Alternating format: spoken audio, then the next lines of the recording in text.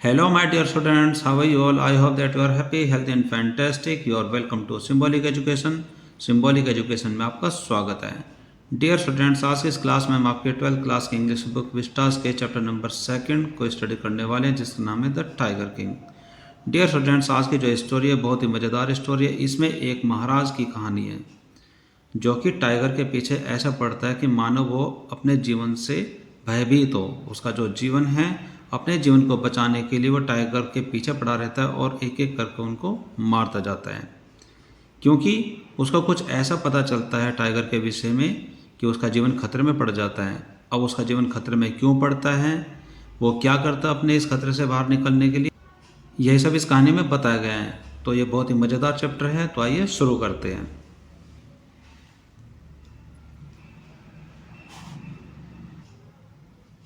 तो the tiger king, यह chapter कल्कि के द्वारा लिखा हुआ है. ये बहुत अच्छे राइटर हैं.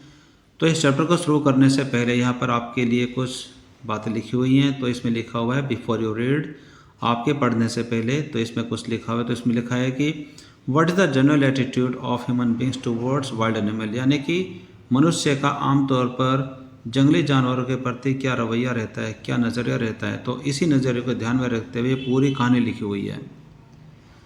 तो इसमें सबसे पहले आपको बताया गया कि the Maharaja of Pratibandapuram is the hero of this story, यानी कि जो इस कहानी के जो नायक हैं वो एक महाराज हैं जो कि प्रतिबंधपुरम के एक राजा हैं.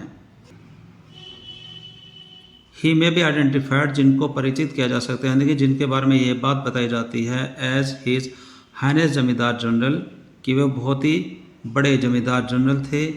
खलीदार मेजर थे. सत्याव्याग्रा संहारी भी थे, यानी कि ये सब उनके शीर्षक है, उनके टाइटल है. आप इन सारे नामों से उनको जान सकते हैं. महाराज हृदयराज विश्व भुवन, ये भी उनका एक बहुत बड़ा परिचय था. सम्राट सर जिलानी जंग बहादुर, तो ये भी सब उनके नाम हैं. इतने सारे शीर्षक आप उनको जान सकते हैं.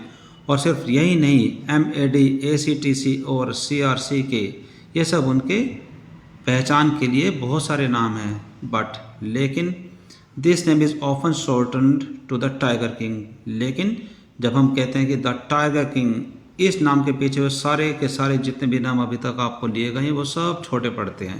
यानी कि सबसे बड़ा जो उनका नाम है द टाइगर किंग के नाम से वो प्रसिद्ध है, यानी कि परिचित किए जा सकते हैं.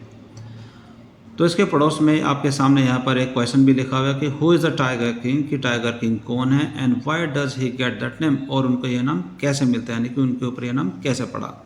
तो जो क्वेश्चन है, इस क्वेश्चन को हम जब ये चैप्टर आपके लिए पूरा हो जाएगा तो उसके बाद जब क्वेश्चन सीरीज शुरू की जाएगी तो उसमें इसका आंसर आप जान पाएंगे.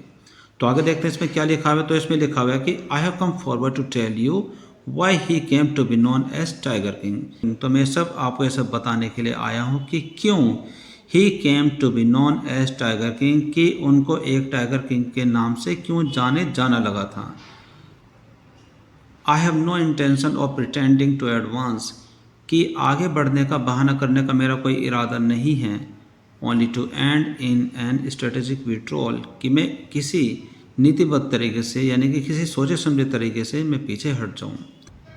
इवन यहाँ तक कि द थ्रेट ऑफ स्तूका बम्बर, कि यहाँ तक कि स्तूक नाम का जो बम वर्षक है, will not throw me off track, कि वह भी मुझे अपने रास्ते से हटा नहीं सकते, यानी कि मैं बात बता कर के ही रहूँगा. द स्तूका, यानी कि जो स्तूकाएँ, इफ़ इट लाइक्स, कि अगर ये चाहे, can beat a hasty retreat from my story, तो मेरी कहानी से पीछे हट सकता है अगर वो चाहे तो, लेकिन मैं पीछे नहीं हटूँगा. तो यहाँ पर जो राइटर है वो हमें एक महाराज के बारे में बताना चाहते हैं जो कि बहुत बड़े नामों से जाना जाता है. लेकिन अगर हम बात करते हैं द टाइगर किंग, तो वो एक ऐसा नाम है जिसके सामने उसके बाकी नाम सब फीके पड़ जाते हैं. आगे इसमें लिखा है कि राइट एट द स्टार्ट, यानी कि शुरुआत में ही, ठीक शुरुआत में ही, इट इज़ इम्पेरेटिव, ये बहुत ज़्यादा अनिवार्य है, to disclose a matter of vital importance about the tiger King, यानी कि टाइगर किंग, यानी कि जो वो महाराज है जिनका नाम है टाइगर किंग, उनके एक बहुत बड़े महत्व के बारे में बताना ये बहुत ज़रूरी बात है. आगे आप इसमें देखते हैं कि एवरीवन, हर वह व्यक्ति, हु रीड्स ऑफ हिम, जो कि उनके बारे में पढ़ता है, will experience the nature desire to meet a man of his indomitable courage face to face, यानी कि जो भी व्यक्ति उनके बारे में पढ़ेगा वह कैसे अनुभव को महसूस करेगा जैसे कि उनके अंदर एक स्वाभाविक इच्छा जागी हो टू मीट, उनसे मिलने की, a man of a indomitable courage, यानी कि एक अदम्य साहसी व्यक्ति से मिलने की इच्छा उनके अंदर जागे कि फेस टू फेस के उनको वो आमने सामने मिले। बट लेकिन there is no chance of its fulfilment, लेकिन इसकी पूर्ति की कोई संभावना ही नहीं है। एज, जैसा कि भरत सेड रामा, जैसा कि भरत ने राम से कहा, अबाउट दशरथा, दशरथ के बारे में, the tiger king have reached that final abode of all living creatures, कि जैसा कि भरत ने राम से कहा दशरथ के बारे में कि जो टाइगर किंग है has reached at the final abode, कि वह एक ऐसे अंतिम स्थान पर पहुंच चुका है, ऑफ ऑल लिविंग क्रिएचर्स, यानी कि जीवित प्राणियों के एक ऐसे अंतिम स्थान पर पहुंच चुका है। इन अदर वर्ड्स, यानी कि दूसरे शब्दों में, the tiger king is dead, कि टाइगर किंग की मृत्यु हो गई है, यानी कि वह मर चुका है। आगे इसमें लिखा है कि the manner of his death, यानी कि उसकी मृत्यु का जो तरीका था, यानी कि जिस तरीके से, जिस ढंग से उसकी मृत्यु हुई थी, is a matter of extra ordinary interest, की यह बात भी बहुत बड़े रुचि की, यानी कि एक असाधारण रुचि वाली बात है। इट कैन बी रिवील्ड, इसको ऐसे बताया जा सकता है, only at the end of the tale, कि इस कहानी के अंत में ही इसका खुलासा किया जा सकता है। आगे इसमें लिखा है कि the most fantastic aspect of his demise was that, कि उनकी मृत्यु के बारे में ये सबसे मज़ेदार बात यह थी कि that as soon as he was born, कि जैसे ही उनका जन्म हुआ, यानी कि जैसे कि उन्होंने जन्म लिया, एस्ट्रोलॉजर हैड फोरटोल्ड, कि जो वहाँ के ज्योतिषी थे उन्होंने भविष्यवाणी कर दी, दैट कि वन डे, एक दिन, the tiger king would actually have to die, कि जो ये टाइगर किंग है इनको एक न एक दिन अवश्य मरना पड़ेगा। आगे इसमें लिखा है कि the child will grow up to become the warrior of warriors, यानी कि जो एस्ट्रोलॉजर है, जो ज्योतिषी है, जो कि उनके भविष्य के बारे में जो भविष्यवाणी करना आए थे, उन्होंने आगे कहा है कि जो ये बच्चा है will grow up to become the warrior of warrior, कि जो ये बच्चा है जो बड़ा होकर के वीरों का वीर बनेगा, हीरो ऑफ हीरोज़, बहादुरों का बहादुर बनेगा, चैम्पियन ऑफ चैम्पियन, ये चैम्पियन का चैम्पियन बनेगा, यानी कि हर तरीके से वह विजेता बनेगा।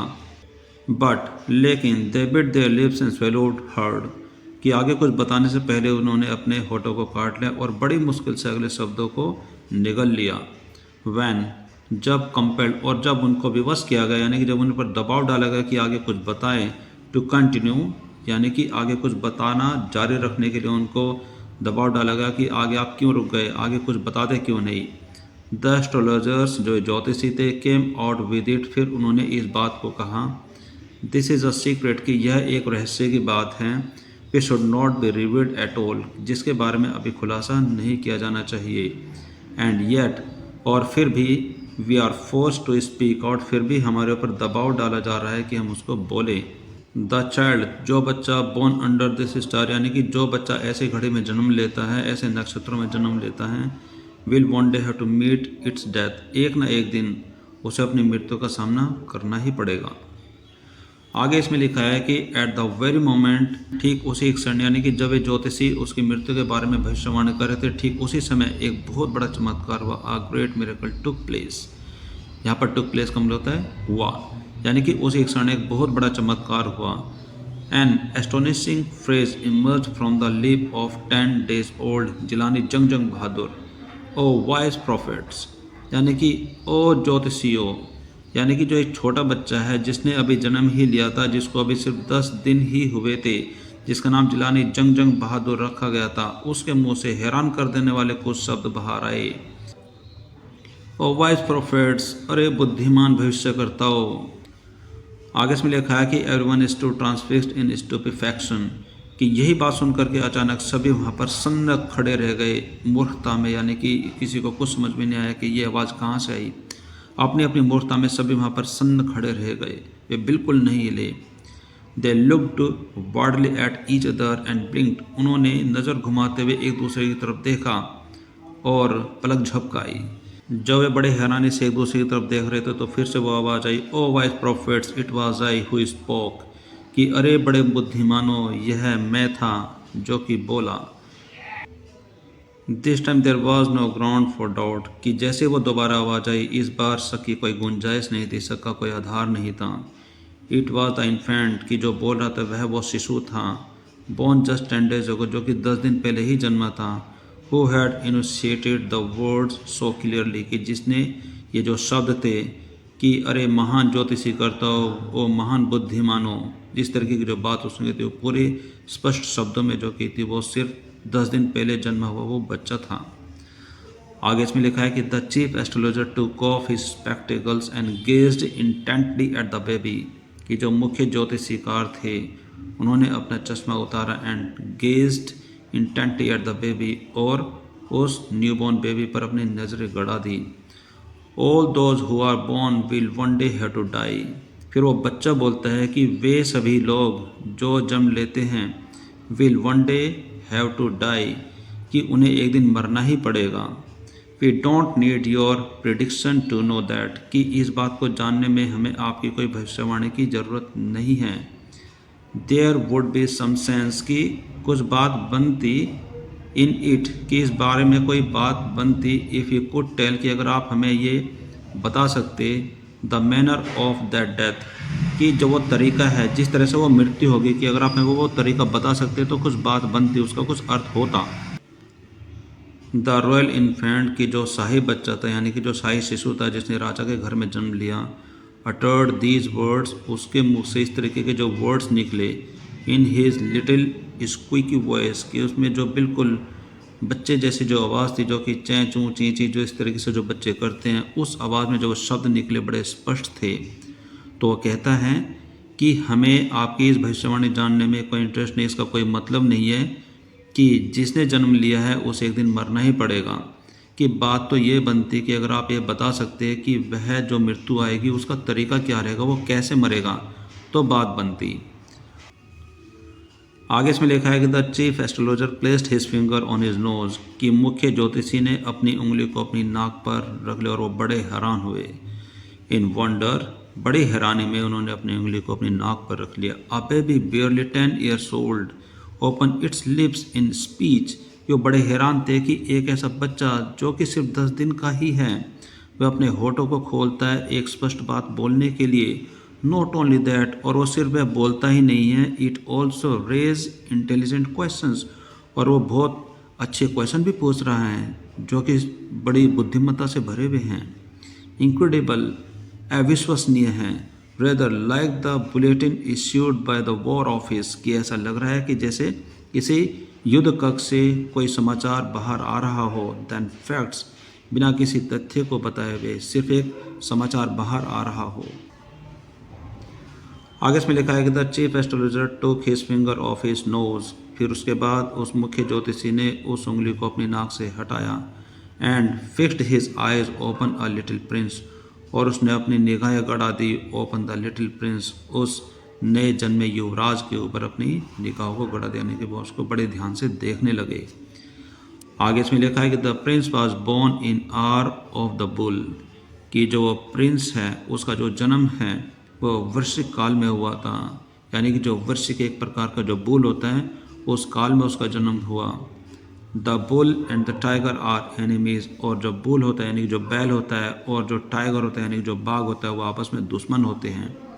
देयरफॉर इसलिए death comes from the tiger he explained, इसलिए उसने आगे भविष्यवाणी करते हुए समझाया कि जो उसकी मृत्यु होगी वो एक बाघ की तरफ से आएगी, यानी कि बाघ उसको मारेगा। आगे इसमें लिखा